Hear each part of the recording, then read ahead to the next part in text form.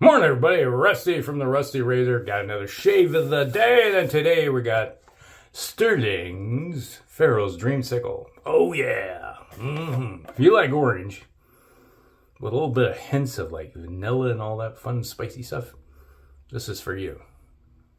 There's about half a tub left. Yeah. I was like sitting there going this morning, what do I want to use for soap? I'm like, I feel like orange. And I was about reaching for the orange chill. And I'm like, wait a minute. Pharaoh's Dreamsicle. Got to use that.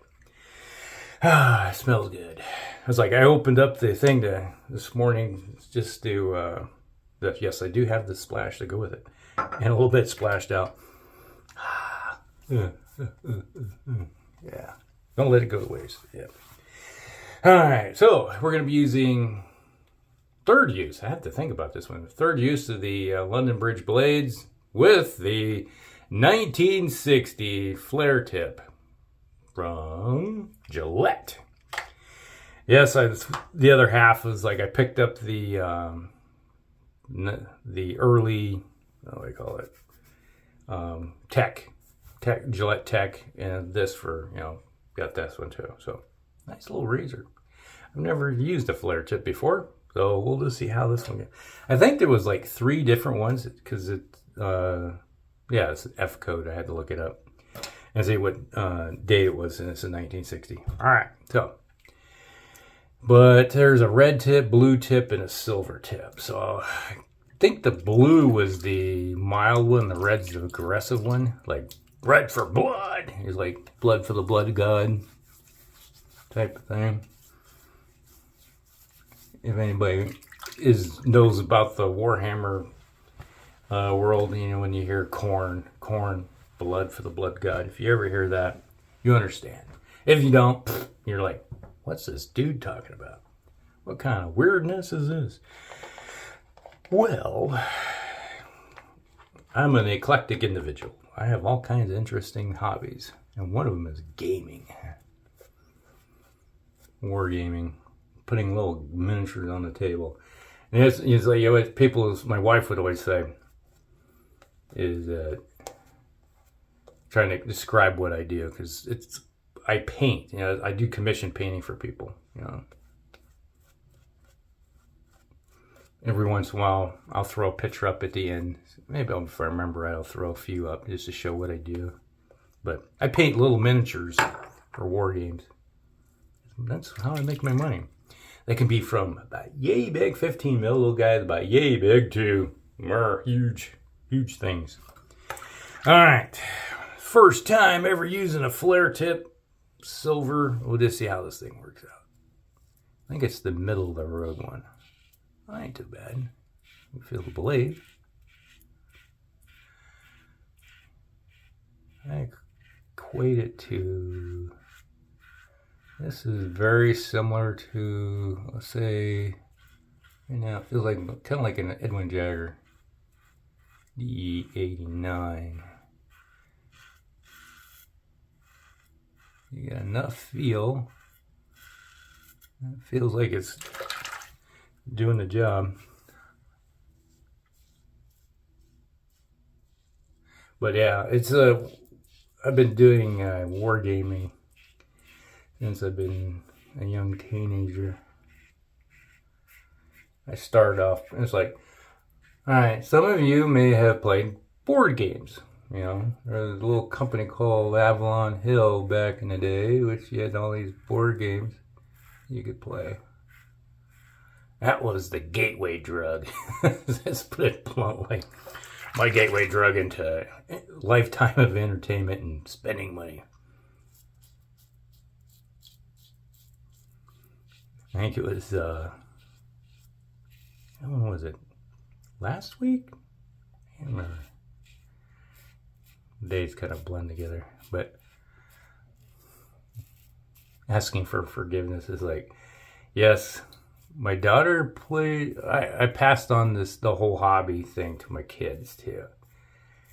My daughter, who's an engineer, she likes board games. She likes playing D&D.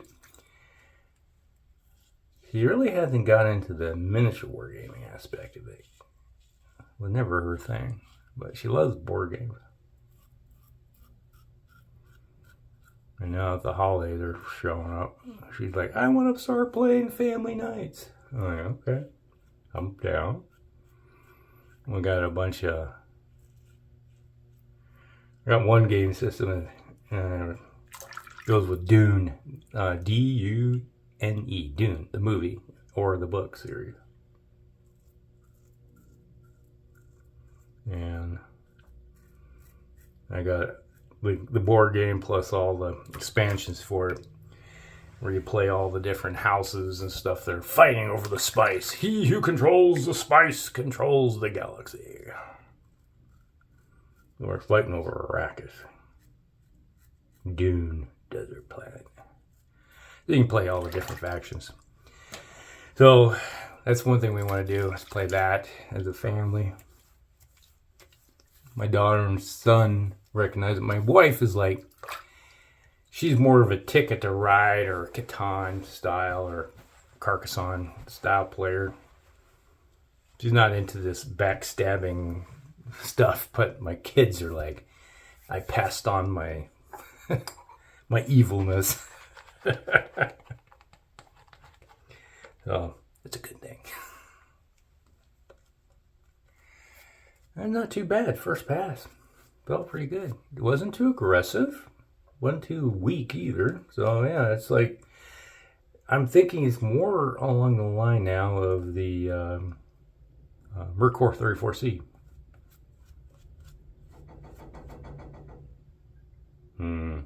You know, washing machine. Laundry day.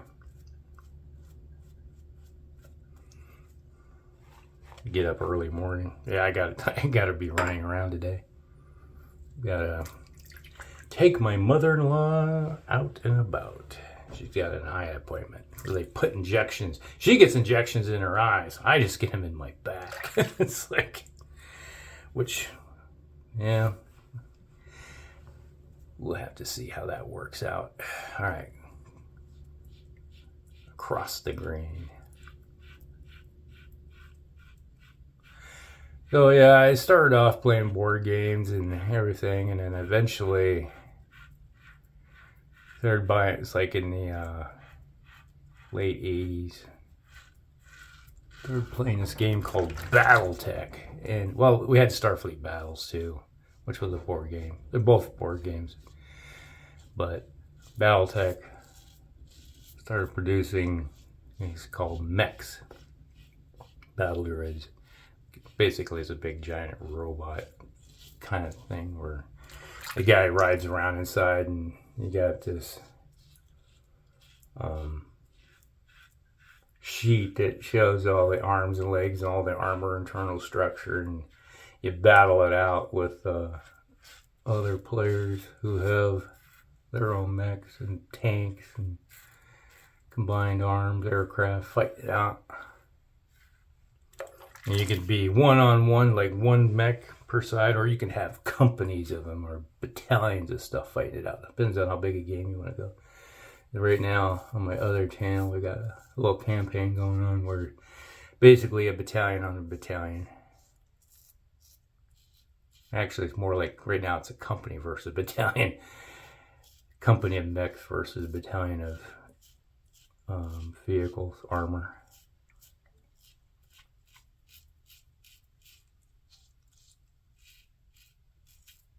That's something I've been doing for decades, like 40-something years now.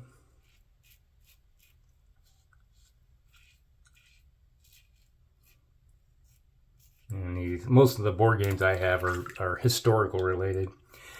It'd be, say, World War II, World War I, Civil War, ancient, Napoleonic Wars.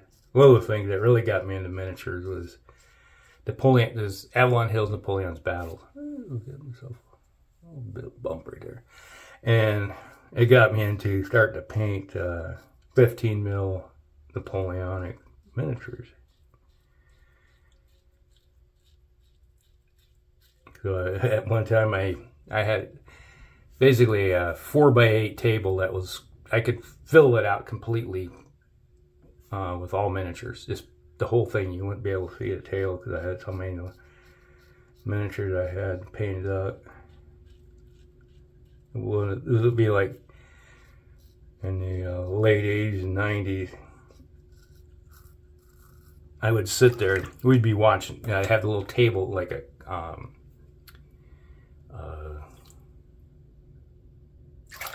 what the heck do you call those little folding table thingies? It's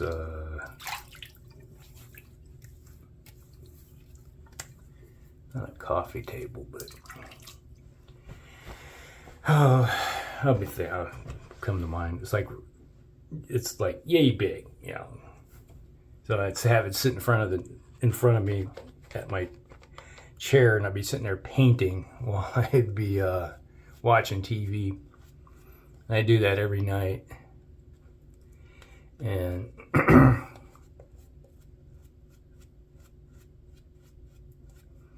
just continually painting armies. And it's like Napoleonics is like you'd have the British, the French, the Prussian, all the different Germanic states. You got the Austrian, Hungarians, Russians. You know, it's like I just buy a unit because it helped that my friend, who happened to be local in town, John, he owned Alliance Miniatures, which was a company that had a long range of historical miniatures. And I was going, it's like, all right, I want to build this unit. What do you got? It's like, okay, buy them. I'd set them all out on their base things, and then I'll just paint entire units at a time. It's like each week was a new unit, and it's like you're talking years of building everything and painting and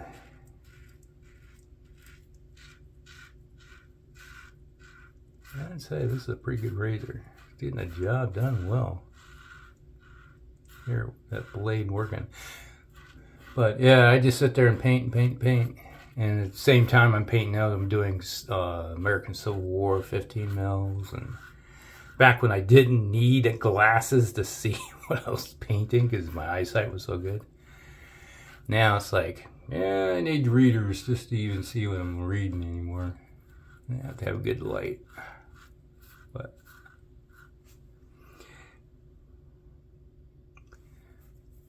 and it helped. You know, it's like the big thing is like you go over into like England, they got gaming clubs.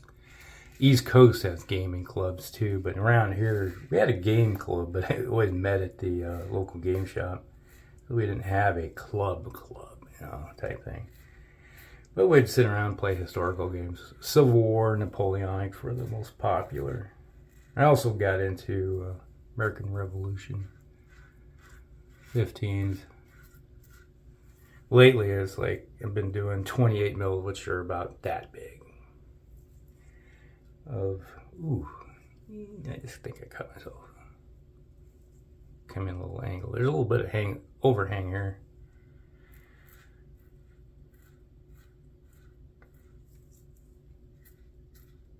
There we go, got it. But yeah, so you're getting a bit of history.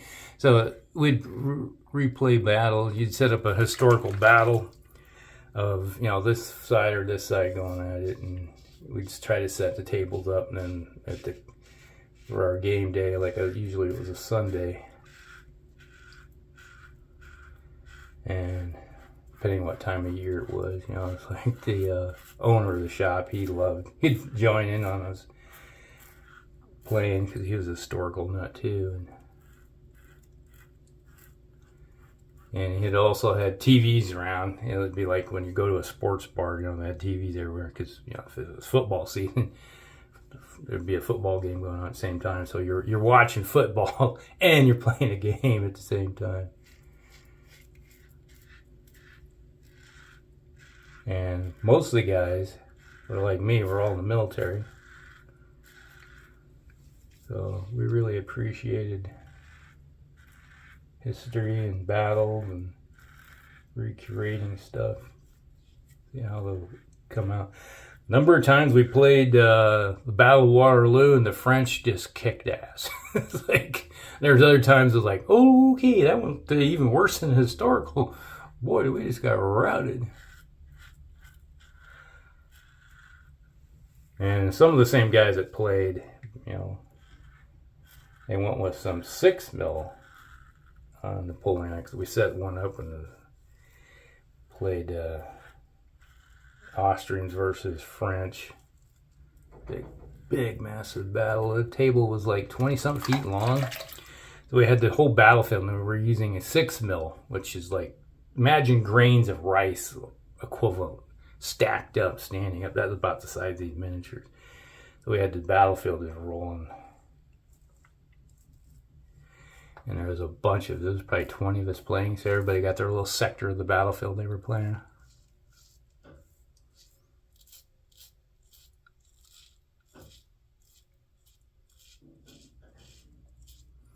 So that was fun.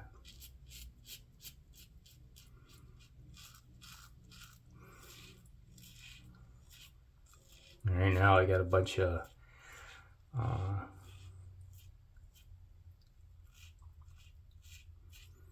28mm, 15mm stuff I gotta paint. I got a bunch of I ended up selling off all of my Napoleonics and my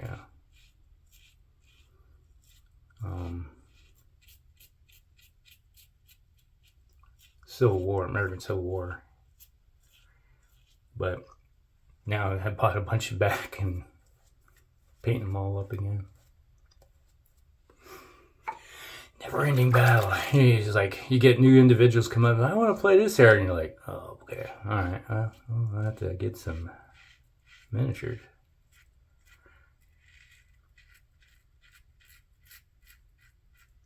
A lot of the guys that used to play with, we went from 15s to 28s, which is a larger scale because they're getting older, and it's easier to paint because, well, there's more detail to paint. You know, it takes longer to paint them, but you can see the details.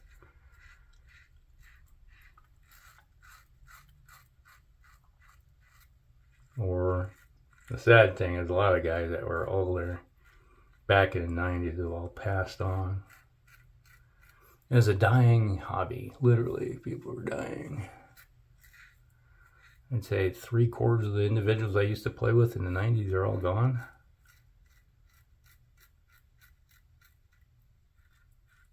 And you get some individuals you used to play with and all of a sudden they move away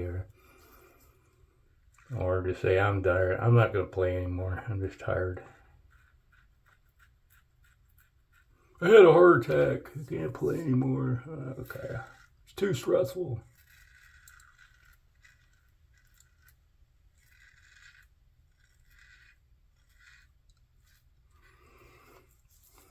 Yeah, residual slickness is pretty good.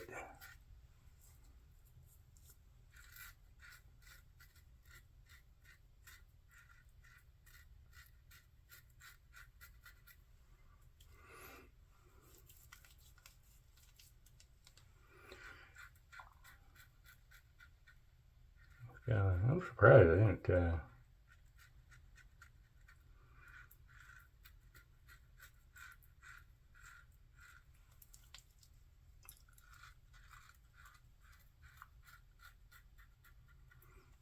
right.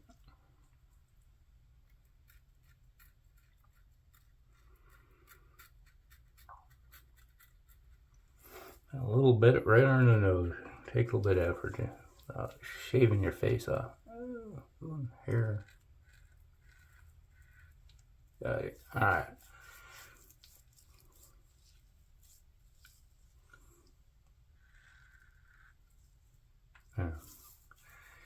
Feeling that. I think we're done. Ooh. The old leg suddenly is like, imagine having like a bowstring for a leg and all of a sudden it's like if you ever shot a bow and you kind of like let it go and it goes, doo-doo. That's kind of how it feels right now.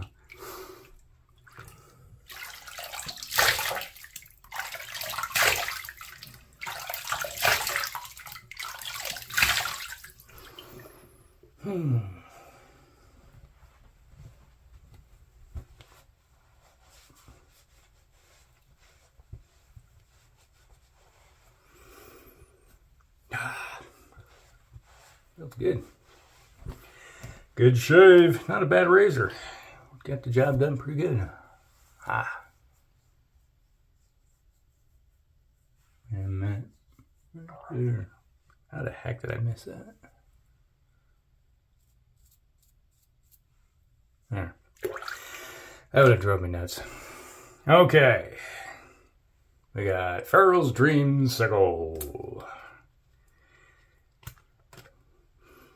If you like orange, this is for you. All right. That's weird.